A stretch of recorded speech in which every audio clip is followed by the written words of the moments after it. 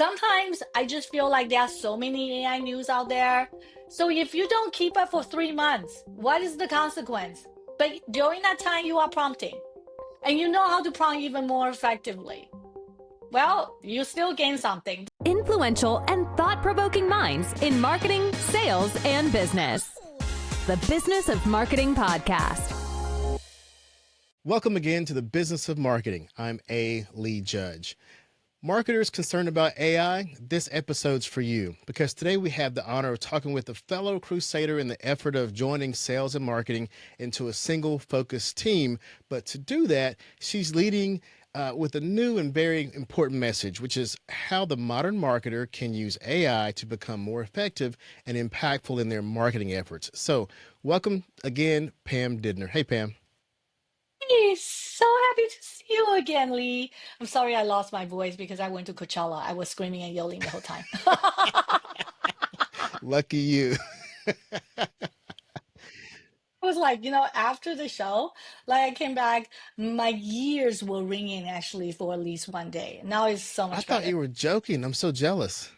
It was, how should I say it nicely, an experience. An experience. Okay, we'll talk about that one again when we see each other in person. I want to hear about that experience for sure. Love to share, love to share. So let's get right into it, Pam. I mean, we Sure. have some history together. We've learned and we've both been on the circuit talking about sales and marketing, but we're both getting Yeah, with this thing AI, right? So we have to yeah. figure out how do we help marketers with their AI. So starting out, you've been a leader in aligning sales and marketing, and I've attended several of your amazing workshops. But your So new kind, book so kind. Thank you. I mean, I always learn something from you. So, this new pivot, your new book focuses on AI's role in marketing. And we know that most conversations about AI and marketing focus on automation and content creation. So, in your new books, do you bridge this into sales and marketing alignment, or is it simply a topic that marketers really need to pay attention to? Great question. So the books are right here.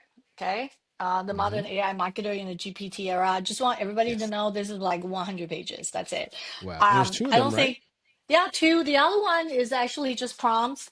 And this is even Uh-huh. shorter. It's 50 pages. You Okay. literally can read those books like watching Netflix. I'm serious. Well, I like that you It's have the very prompt short. separate from the other book, though. That's Yeah, clever. right here, this book also have about, 30 prompts, but this one has more than 75 prompts. It's more kind of like the initial prompts that you should use if Hmm. you decided to do certain marketing tactics. Does that make sense? Okay. So you know Hmm. how you use the AI extensively. I mean, I see some of your posts that you did. I was like, oh my God, you are so good. And if you are using ChatGPT, everyone, and you will write initial prompt, and then you will kind of like having conversation or writing additional prompts to interact with the chatbot or ChatGPT. The book here, when I say I have a 75 plus prompt, is that initiating prompt you can use Yeah. as an example, and then as it goes on, you obviously add as you see fit. So yeah, this is kind of like specifically for prompt for different marketing, disciplines, if you will. And there are some sales examples here as well, but I have to say, honestly, it's more tailored for B2B marketers. To marketers. Oh, specifically B2B. Yeah, I would say B2B. I'm a B2B That's gal what our through and background is. through. Yeah. You know what I'm saying? So I was like, hey, that's right stuff for B2B. But if you are a marketer in general and you just want to know like the little bit of AI history and Hmm. also what prompts to use and also how you should approach in terms of the scaling Hmm. or automation using AI, this book is for you too. So Yeah, yeah. this reminds me, I had an article on my website. It's probably about 2, maybe 3 years old now. And it was like the Yeah. 10 things every digital marketer must know to be good at what they do. And as I recall, at that point, I didn't have prompting as a core thing you need to know. So is that where we are now, where marketers really need to have prompting as a core part of their skill set? Okay, so I have two different answers for that. Okay. Okay. So there's one school basically said eventually we will have a new job for marketers called prompt engineering, right? It's Hmm. kind of like Google when it launched the search engine marketing. and there is agencies or people specializing in search being created as a new marketing discipline. So there's a school basically said, hey, you know what, in the future there will be a job specifically for prompt engineering. Yes and no. I personally think that everybody needs to learn how to prompt. It's Hmm. kind of like, you know, when Google search happened, there are two sides of it, right? The Yeah. one side is basically there are people need to help your website to make sure your website is optimized for search. So Hmm. that is a marketing discipline. But there's another side. Everybody need to learn how to Google search. That Yeah. becomes part of our jobs. Yeah. So I think that same analogy applies. You, every single one of us need to learn how to prompt. I don't believe that there is like, oh, a specific job that you go to and this person will prompt for you. I think it's our job to learn how to prompt effectively. So it's more or less like, you know, we craft our communication skills so Yeah. we can be a better communicator with our management, with our sales, with our peers. And why don't we also prompt better so we can Hmm. work better and more effectively with chatbots? So I think So, everyone should have that skill set, if you will. okay. So it's sort of like, at some point, everybody had, or people had on their resumes, things like word processing, or I know how to use the internet. But now it's one of those Yes. things that you just assume to do your job, any job, you have to know how Yeah. to use Word, you use the internet. It's a given, right? Given. Well said. Well said. Yeah. Okay. So that's where we're going to be with prompt engineering. It's going to be pretty much a given. Yeah, I think so So too. That's my point of view, but we'll see how no, everything goes. Yeah. I agree. And if even if it's not going to be where you have to do what we call prompt engineering, you have to understand what is going on under the hood. Like what are your words being, even if you're talking to a computer and it's responding back to you, you may not call it prompt engineering, but you're talking to a computer, you're transcribing a prompt into a computer, and it's going to respond to you. And that is, even if we don't see it as that anymore, that will still be prompting a Yep. response from AI. Yep. It's I think it will become kind of like a third communication skills that you need to have. Mm. In the past, it's always like written Hmm. and you know, speaking, right? And then now it's going to be like prompting, talking to the AI should be probably another category under that overarching communication skills. So as we get into the more utility of using AI, we Sure. have our individual marketers who are getting better at our jobs marketing using AI. But then as we work with our teams and enterprises should be learning how to scale with this new technology. So what do you say to marketers who are trying to figure out how to help their enterprises scale more using AI? I like that question a lot. So you obviously break it down at the individual level, at the team level, and also at the organizational level. When I say organization, it's like a division, right? Hmm. So if you're thinking about AI usage, there's an individual level. Like Lee, you are using it on daily basis, and I know a lot of savvy marketers are using on daily basis as well to ideate, to Hmm. brainstorm, even to, you know, find a way to write content. So they use on regular basis. That's at individual level. So individual level has a lot to do with you need to prompt well, or you can build like AI agent to automate some of your tasks, right? So that's individual level. At the team level, from my perspective, is now you are expanding from individual how you work to a team, like Hmm. you a group of 5 people, a group of 2 people, a group of 10 people. How can you use AI to make everybody effective, right? So a lot of time that has a lot to do with within the enterprise. Do you have a specific unified tools that Hmm. everybody uses? For example, you know, everybody uses ChatGPT or everybody using Copilot, right? Hmm. So what are some of the AI tools that is unified that everybody uses? Because if you use one tool, there's a synergy and there's effectiveness that can be built because everybody is on that same tool. Is that helpful? So Yeah. that is at the team level. Then the next level is a division or organization level, right? So obviously now we're talking about 20 people, 100 people, right? It's a whole division with many, many teams. In that situation, you have to think that you need to make sure everybody's using it. The usage rate is high. So Hmm. everybody's moving in the same direction. You cannot look at a division level. It's like only 3 people out of, 100 people are using AI. Then Yeah. that's not efficient. So at the team level, you need to have a training. Make sure that everybody, like good chunk of people are using it, right? Because Hmm. when everybody is using it, you can move everybody at the same pace. But if very few people are using it, only 3 people are going forward and the others are left behind, and that's not going to work. So at the team level, you need to focus on the usage rate in addition to what's the common tools that everybody use, and make sure that that usage rate is up. Hmm. Everybody is using it, and how it's used need to be shared.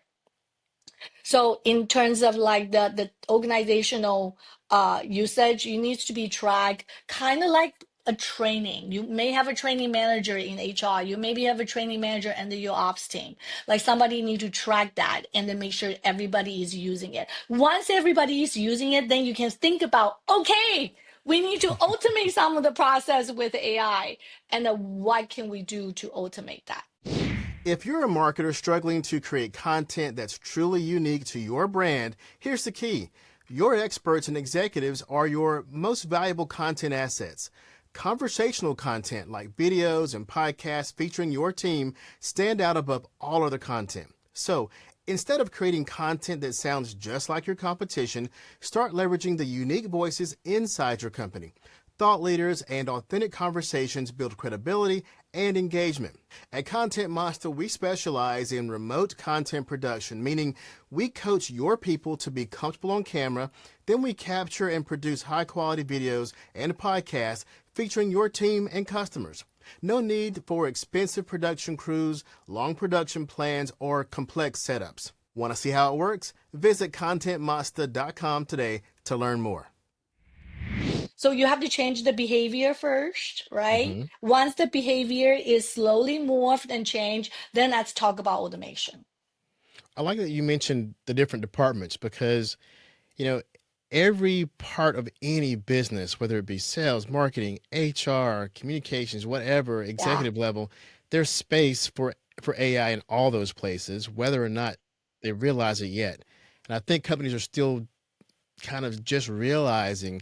I mean, like, even in my own business, I use it from everything from marketing to sales to analytics to creating to responding to bids and creating contracts. All those things can be made better or faster or more efficient using AI. Got to put the books Yeah. back up there. Yes, exactly. I was like, oh my God, check it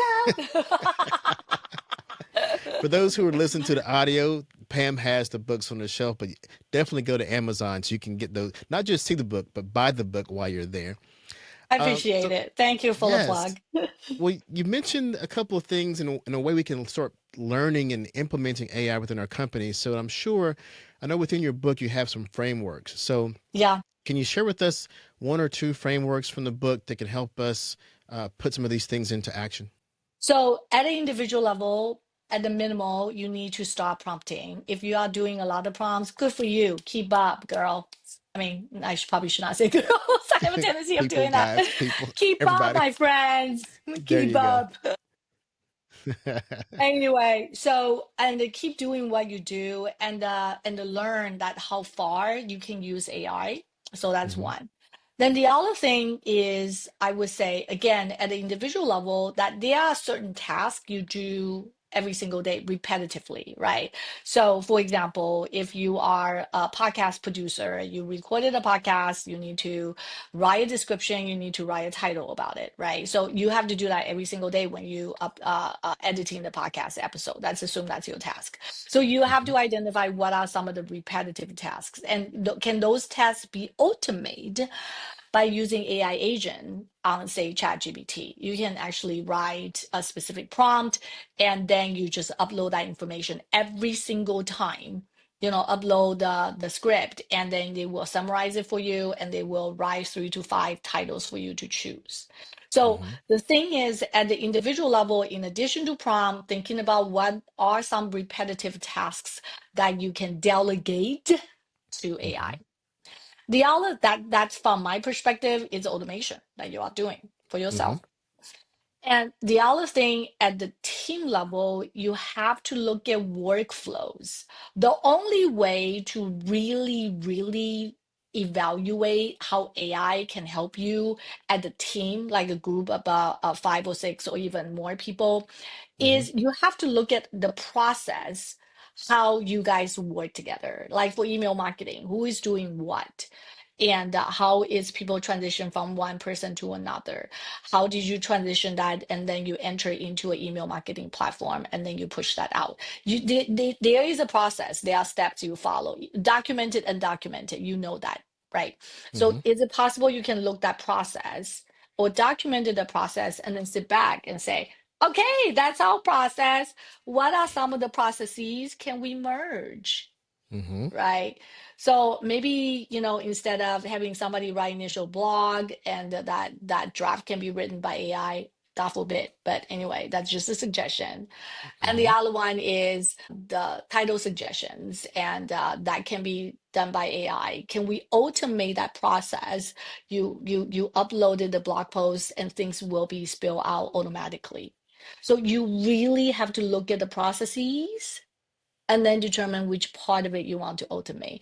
I cannot think of any other way to automate at the team and the organization level without evaluating workflows.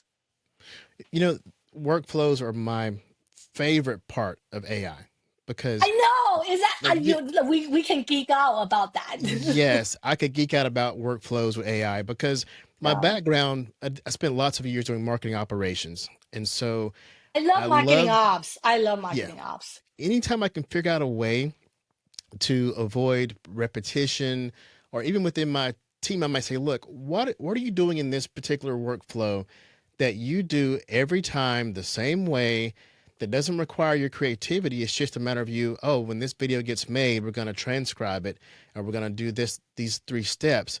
If you can identify things like that, we're going to automate it. Like, there's nothing you should be doing. Now, if there's going to be a point where we say, you know what, stop here, human in the loop at this point, and then put it back into the automation. We have those sometimes too, where we may stop somewhere, put a human in, put it back in automation.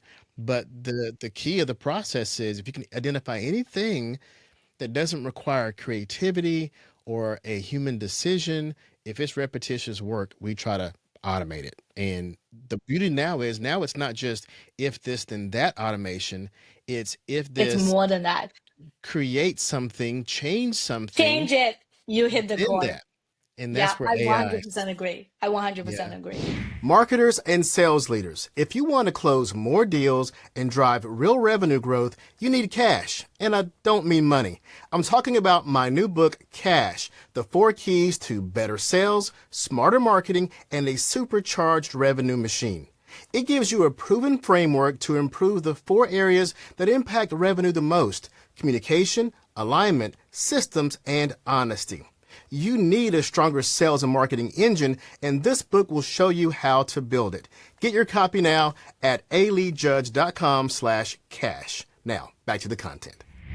I 100% Yeah. agree. Yeah, So you now hit the I'm chord. looking at some of our workflows, and you have programs that were just moving things, but now we have, take this, go to ChatGPT, come back, do this thing, now go to Perplexity, come back, go to Claude, come back. Come And back. Yeah. yeah, Yeah. and so the workflows are beautiful.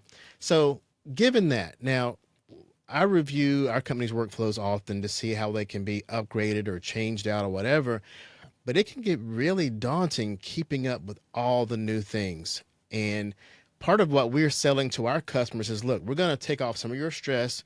We're going to study all the new things so you don't have to. But for the average marketer, what is your advice, Pam, on keeping up with this pace of change with AI? What if I'm telling everybody, don't keep up with it? Aha. Okay. Tell me Change it, more. I just flip it. So, like, for example, I just read the news today. Okay. Like, in China, they actually have like a robot doing the first they have like 5 or 6 robots doing like the half marathon. They Wow. ran along with the real humans, and a Hmm. couple of them failed. Okay, but there's one actually completed the first marathon. And so let's think about that piece of AI news. Okay, let's Hmm. just think about it. I was like, okay, the first time I looked at that, I was like, okay, is that any impact in B2B marketing? Okay, Mm. maybe eventually somebody will create B2B marketer. I don't know, like a robot, but not now. Okay. Second thing is, fine, the robot is running along with the human. That's great, but they are not communicating with human. They are just running with the human. Okay. So that doesn't impact but B2B marketing. Third, I was like, okay, that's just a piece of news. I read it, I register, I move on. So the way that you have to look at the AI news is you read it and then you think about it. Does this impact my job? If Mm. it doesn't Yeah. impact your job, move on. Let Does it that go. make sense? Let it Yeah. go. Let it go. Sometimes I just feel like there are so many AI news out there. So if you don't keep up for 3 months, what is the consequence? But during that time, you are prompting and you know how to prompt even more effectively. Well, Well, that you that's still the gain key right something. there. Does that make I, sense? It's it, like it I does. don't know every single piece of news matters. That's my point, right? Before I was like, Yeah. oh, I need to keep up with it because I'm a thought leader. Okay, I'm just using that loosely, right? I want to be able to answer any question that Lee comes to ask. Yeah. I want to be able to answer question like any clients ask. And then I was like, that's too much. I finally said, nope, You I know don't have what, to keep Pam? up. I'm going to pause here to tell our audience, if you're talking with someone who claims to be an expert, they're going to say, I don't know. The smartest people Exactly. will say, I don't I know. don't know. If Yeah. the person you're talking to claims to know it all, they're probably the wrong person to listen to. I 100% agree. Yeah. I say I But don't know often. I because you, also say, yeah, go ahead, because you go know ahead. what you know, and you know what you don't know, or at least you Yeah. know enough to stop. You're talking about chasing that shiny object because my philosophy currently is to go deep on what I am focused on and not try to be shallow on everything. Like I can't Yeah. watch everything.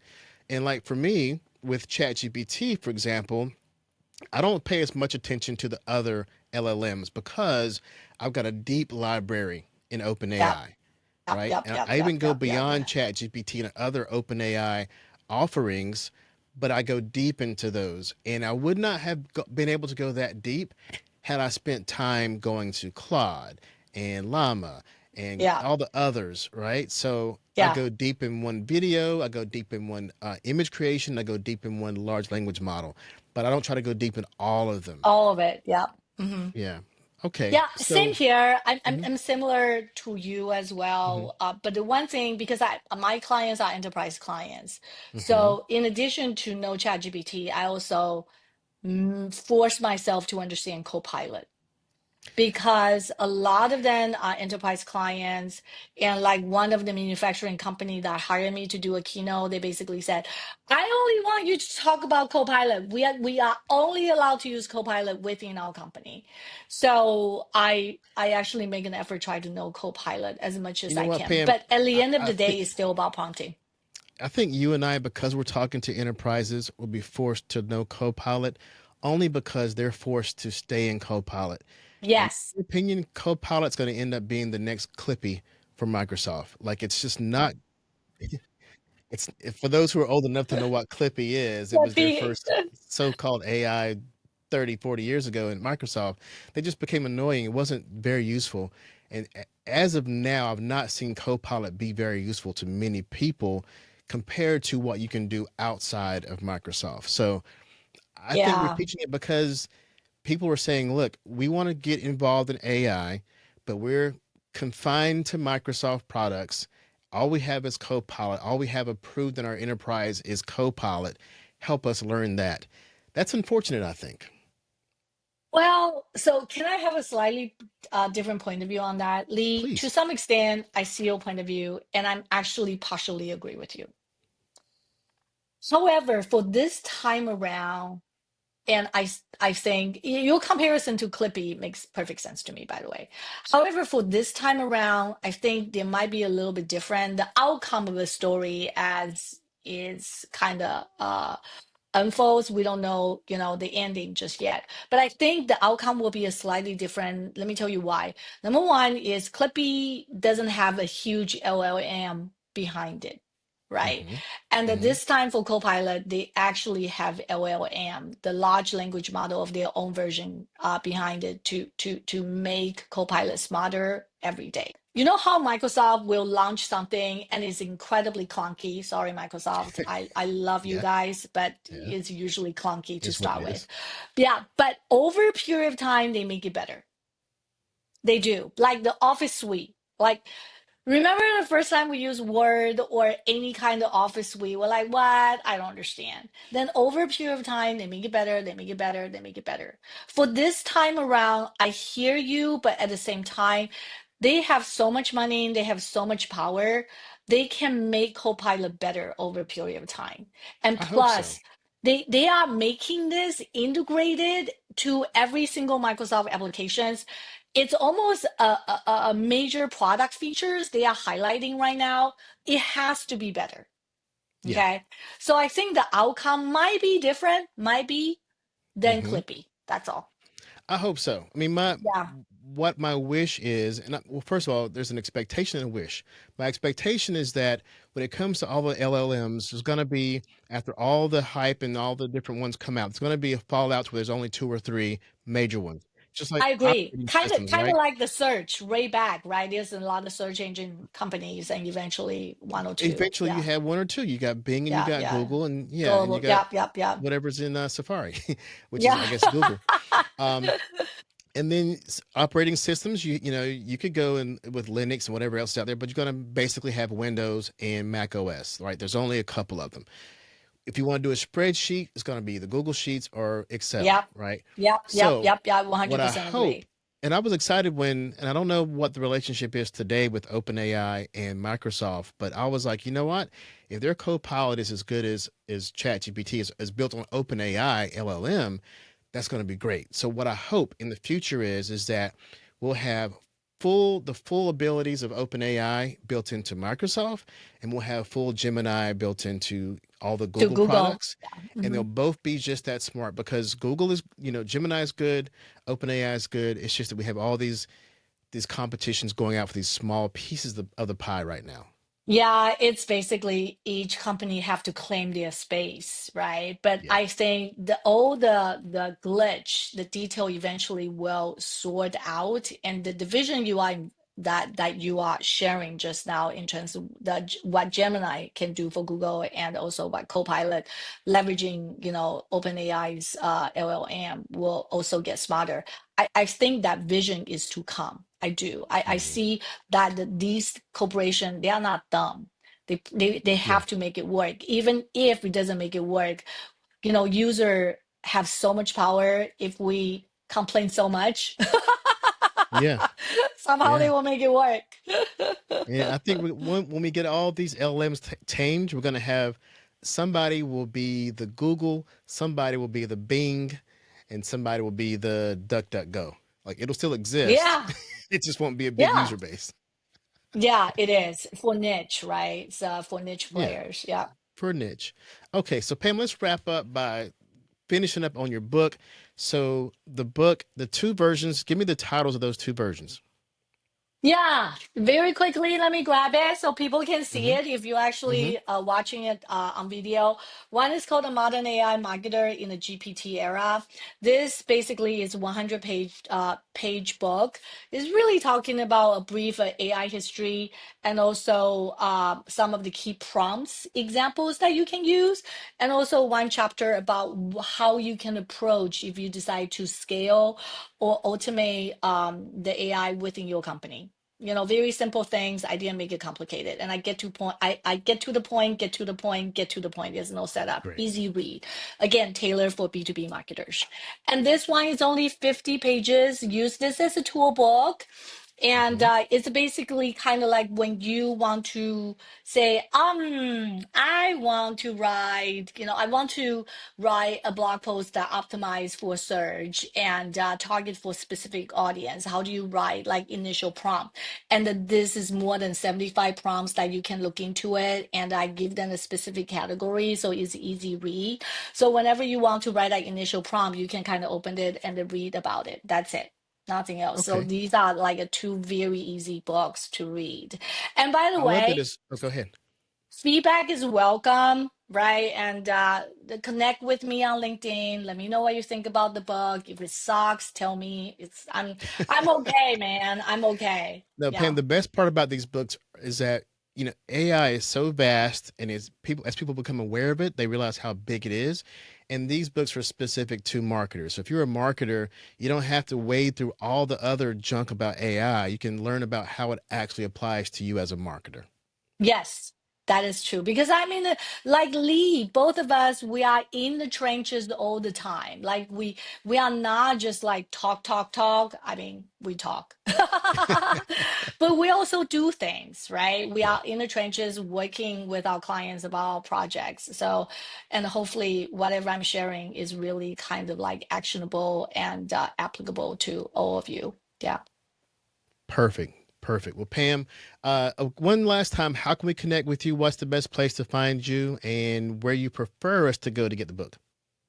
Amazon.com will be great. Type my name and then the book should come up. That's one way to get the book. The other thing is connect with me on LinkedIn. Love to hear from you. If you really want to reach out to me for any specific questions, my website is also great, www.pamdidner.com. So looking forward to hearing from you. All right, wonderful. Thanks, Pam. And thanks to the listeners. If you're listening to the podcast and also want to see Pam and I, video of the podcast and others are available in the podcast section of contentmonster.com. Catch you next time. Thank you for listening to the Business of Marketing podcast, a show brought to you by ContentMonster.com, the producer of B2B digital marketing content. Show notes can be found on ContentMonster.com, as well as aleejudge.com.